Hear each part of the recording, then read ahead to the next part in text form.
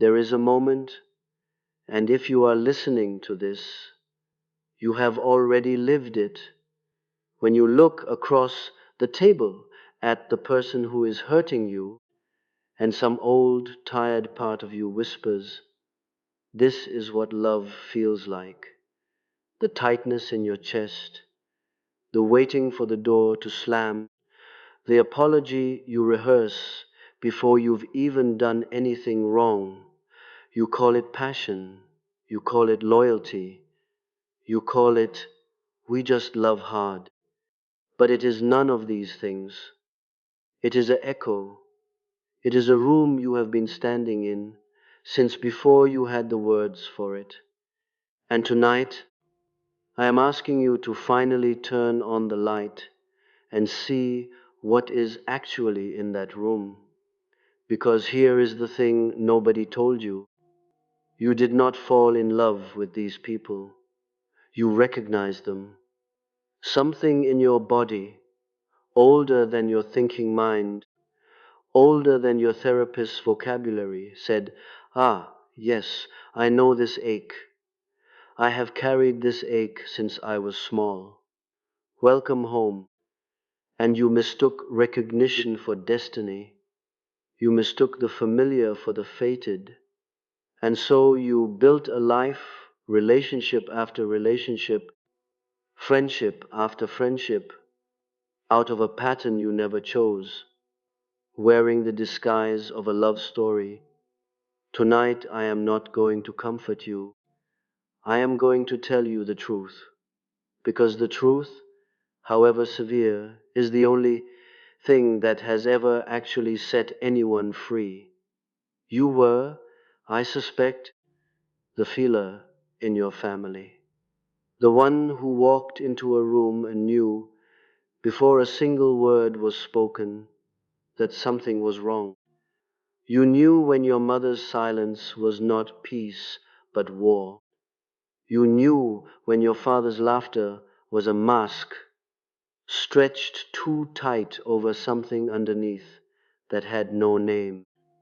You became fluent in a language no one taught you, the language of unspoken things, because somebody in that house had to carry what everyone else refused to feel. And you were young, and you were open, and so it fell to you. This is not a metaphor. This is how a nervous system is built. A child does not choose to become an empath the way one chooses a career. A child becomes an empath because the family required an instrument sensitive enough to register its unspoken frequencies, and you were the one who could hear it. You became the barometer for the storms no one else would name. You became the peacemaker before you had peace of your own. You became old before you were permitted to be young.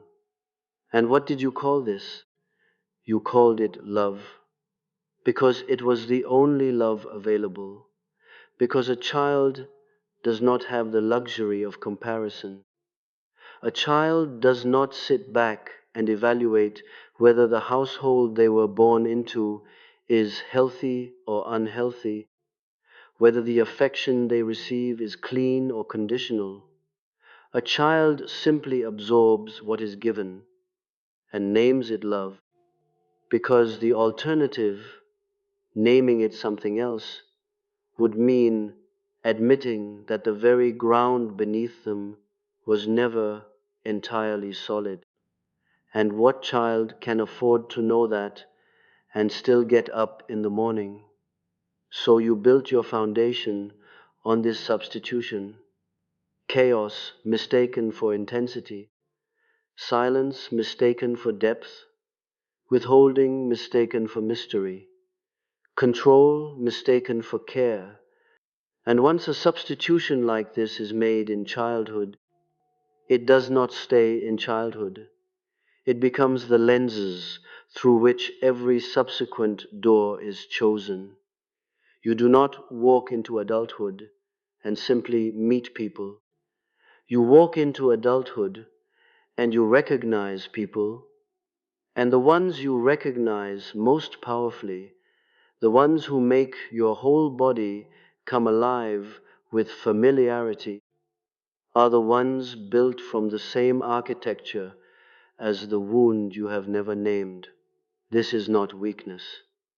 Hear me on this, because it matters more than anything else I will say tonight. This is not a character flaw. This is not proof that you are broken or foolish or somehow deficient in the wisdom other people seem to possess. What is happening in you is one of the oldest and most exact mechanisms of the human psyche. The unconscious does not seek what is good for you. The unconscious seeks what is known to you. It confuses safety with familiarity, and it will walk you again and again back into rooms shaped like the room you grew up in, because some part of you believes, wrongly, but sincerely, that if you can just get it right this time, if you can just love hard enough, be good enough, be patient enough, then the ending will finally change. Then the parent who could not see you will finally see you. Then the love that was always just out of reach will finally arrive. But it will not arrive, because you are no longer fighting for the love of your mother or your father or whichever figure first taught you that love had to be earned through vigilance and self-erasure. You are fighting a ghost. You are fighting a shadow you have projected onto the face of someone new. And no matter how the new person answers, the ancient hunger underneath cannot be fed by them, because it was never about them to begin with.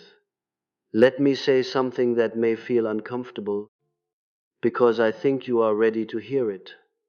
The people you have loved most desperately in your adult life, the ones who left you gasping, the ones you excused past every reasonable limit, the ones whose crumbs felt more nourishing than another person's whole feast. You did not choose them by accident. You chose them with a precision that would astonish you if you could see it laid bare. Something in you scanned the room and located, without any conscious thought at all, the one person capable of recreating the exact emotional temperature of your childhood. Not because you wanted to suffer, because you wanted desperately to finally win, to finally complete the story that was left unfinished, to take the role you once played, small, powerless, waiting, and this time, through sheer force of love, rewrite the ending. This is the cruelest trick the unconscious plays on the tender-hearted. It does not send you toward healing, it sends you toward repetition, dressed up so convincingly as healing that you cannot tell the difference until you are years deep into a life that echoes, chapter for chapter, the very thing you swore you would never live again. And the empath is especially vulnerable to this because the empath's gift, the capacity to feel what others cannot say, to sense the wound beneath the words, becomes, in the wrong hands, a leash. You feel someone's pain, and you believe with total sincerity that feeling their pain is the same thing as being responsible for it. You sense the wounded child inside the difficult, withholding, even cruel person in front of you, and instead of protecting yourself from their behavior, you fall in love with the wound. You start negotiating with a person's potential instead of living with their actual conduct. You say, I know why they are this way, and you mistake understanding for a reason to stay. But understanding someone's wound was never a substitute for your own safety. You can hold immense compassion for what made a person this way and still refuse to let their unhealed pain organize your entire nervous system. These two things are not in conflict. In fact, learning to hold them both, compassion without self sacrifice, understanding without absorption, is close to the very heart of what it means to finally grow up. I want to speak now about the family, because this is where the pattern was forged, and this is where it must be examined honestly, without sentimentality, without the easy comfort of the phrase, they did their best. They may well have done their best. That can be true, and it can also be true that their best left a wound in you that has organized every important relationship of your adult life. Both things can be true at once. Compassion for your parents does not require you to minimize what happened to you. In fact, real compassion, the kind that heals rather than the kind that merely soothes, requires you to see the whole truth, not the sanitized family story, not the version told at holidays, the real one, the one where you learned that your needs were an inconvenience, the one where you learned that love had conditions attached, conditions you were never told outright, but absorbed through 1,000 small withdrawals, 1,000 moments where affection was given, and then, without warning, taken away. A family does not need to be violent to wound you this way. It does not need shouting or fists or dramatic scenes. Some of the deepest wounds are built from silence. From a parent who was present in body and absent in every other way. From a household where feelings were treated as inconvenient weather, something to be waited out rather than tended to. From the particular loneliness of being surrounded by people and still feeling, somewhere in the marrow, that no one is actually looking at you. And here is what almost no one tells you, what you did not receive. You will spend your whole life unconsciously trying to extract from people who structurally cannot give it to you. This is not poetry. This is a precise psychological mechanism, and once you see it, you cannot unsee it. You go looking for the mother's warmth in the arms of someone cold, because on some level, still needing it, still young in that particular room of yourself, you believe that if you can just get this person, this echo, this stand in, this ghost wearing new clothes, to finally give you what you needed, it will somehow reach backward through time and heal the original wound. It will not. This is the hardest sentence in this entire speech, and I want you to sit with it rather than rush past it. No adult relationship can retroactively heal a childhood wound by repeating its conditions. It can only repeat the wound. Healing requires something entirely different. It requires you to stop searching outward for what can only be built inward. So let us speak now about what it actually means to stop. Not to simply understand the pattern. Understanding alone has never freed anyone. You can spend a decade in insight and still walk, eyes wide open, into the very same trap, because insight without action is merely a more sophisticated form of the same old suffering.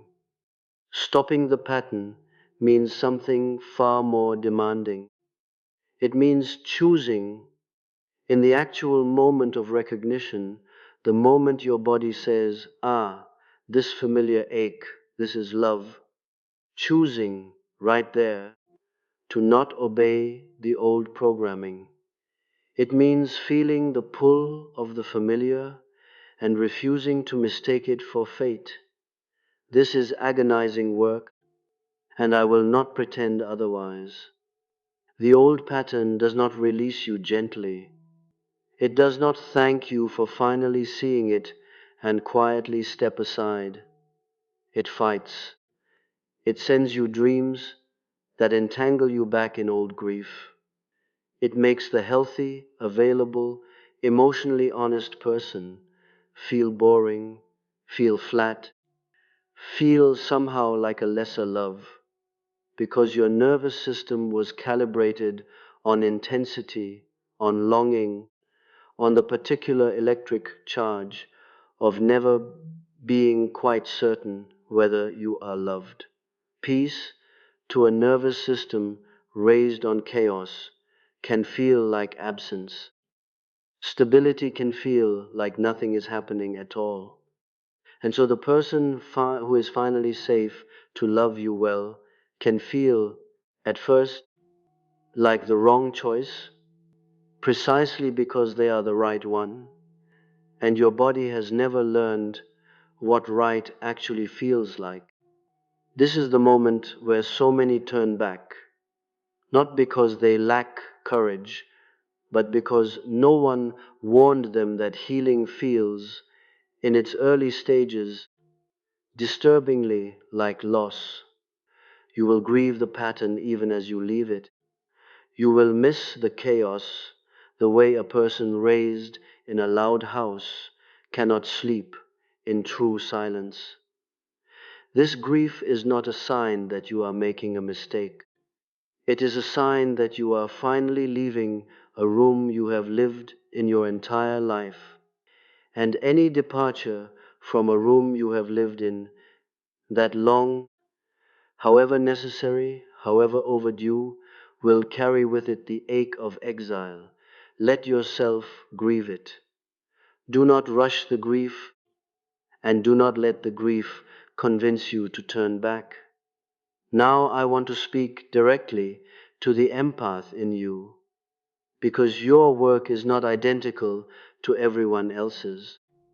You did not simply inherit a wound, you inherited a role, the role of the one who feels for others what they cannot feel for themselves, the role of the family's emotional translator, its unpaid therapist, its shock absorber. And this role, however exhausting, gave you something that is very hard to give up. It gave you a sense of purpose, a sense that you mattered because you were needed, a sense that your worth was measured by how much of other people's pain you could hold. This is the quiet tragedy hiding beneath so much of what looks from the outside like generosity.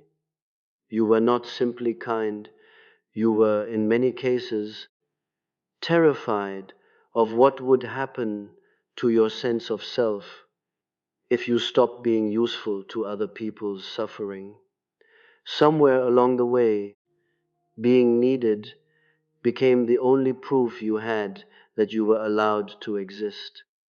And so you kept finding people who needed rescuing, kept finding wounds to tend, kept mistaking your own exhaustion for evidence of your love, because a love that costs you nothing felt to the wounded child still running your adult decisions, suspiciously, like it might not be real. I want to ask you something, and I want you to actually sit with the question rather than answer it too quickly. Who are you when you are not fixing someone? when you are not decoding someone's silence, not managing someone's moods, not absorbing someone's pain as though it were your job to metabolize it on their behalf? Who is there underneath all that labor? Many of you do not know. Many of you have been so devoted to the emotional lives of others that your own emotional life has become a stranger to you. You can read a room in an instant, but you cannot always say with any precision what you yourself are feeling. This is not an accident. It is the direct cost of having been trained from childhood to prioritize the emotional weather of others over your own internal climate.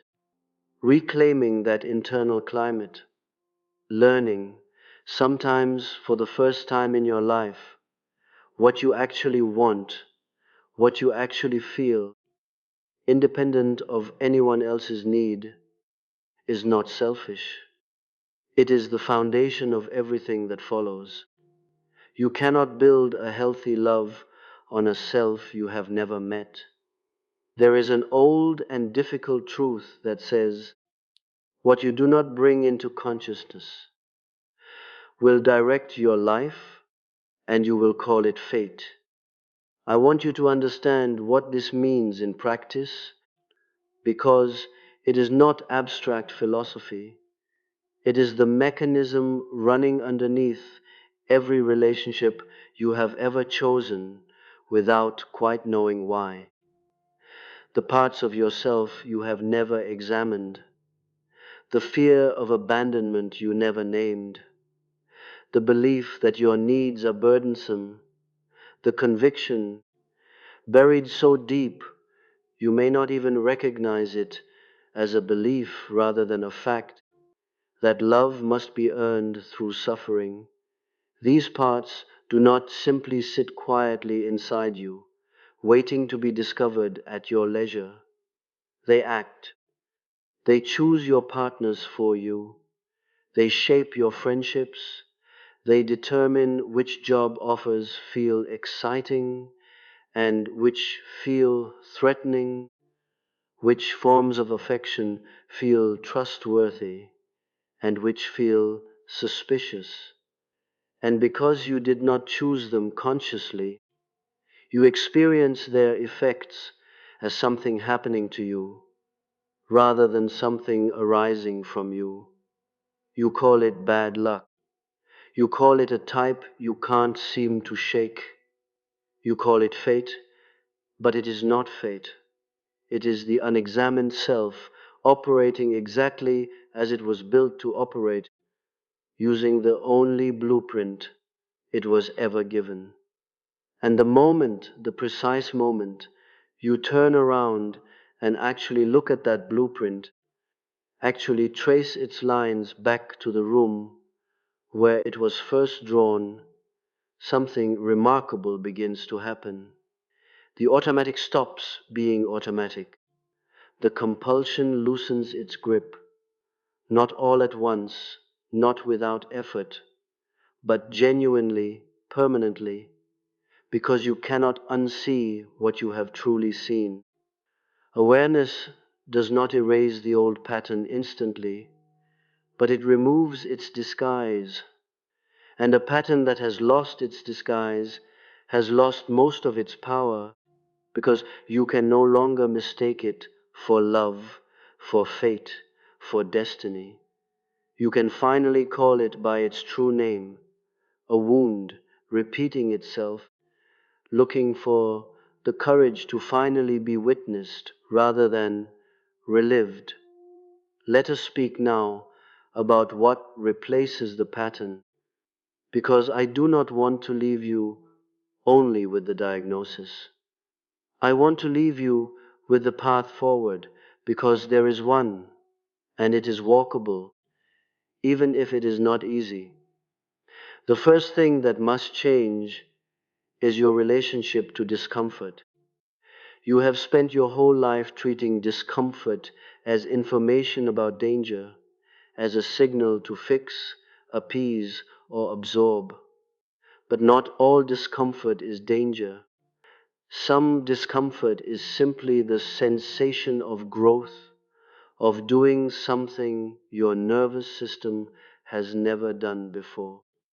Learning to tell the difference between these two kinds of discomfort, the discomfort of harm and the discomfort of growth, is one of the great quiet achievements of a healed life. It will feel uncomfortable to let someone be upset with you without rushing to fix it.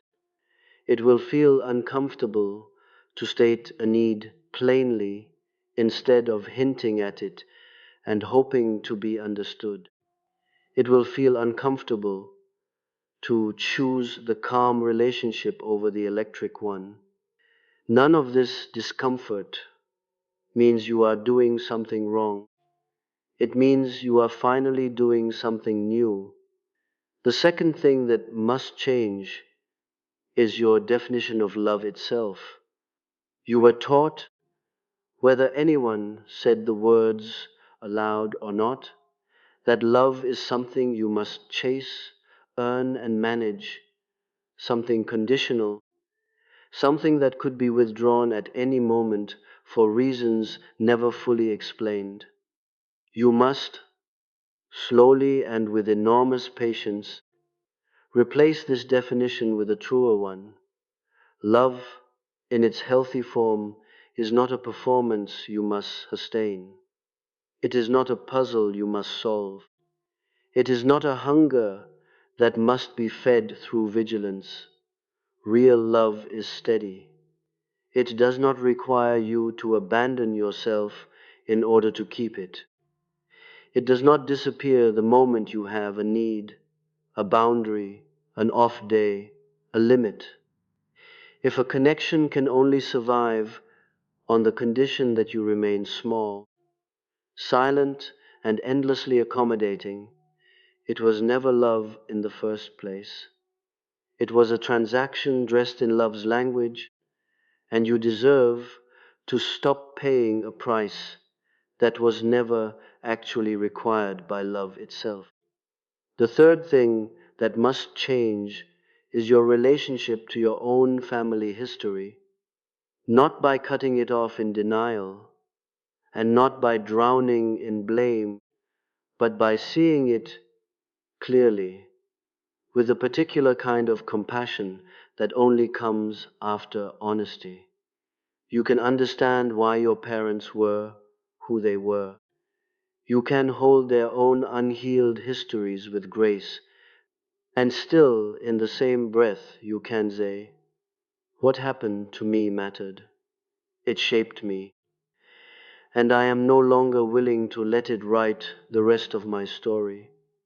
Compassion for where a pattern came from does not obligate you to keep living inside it. I want to say something now about the loneliness of this work, because no one warns you about it, and I think you deserve to be warned. As you stop repeating the old pattern, some relationships in your life will not survive the change. This is not a failure of your healing. It is proof of it.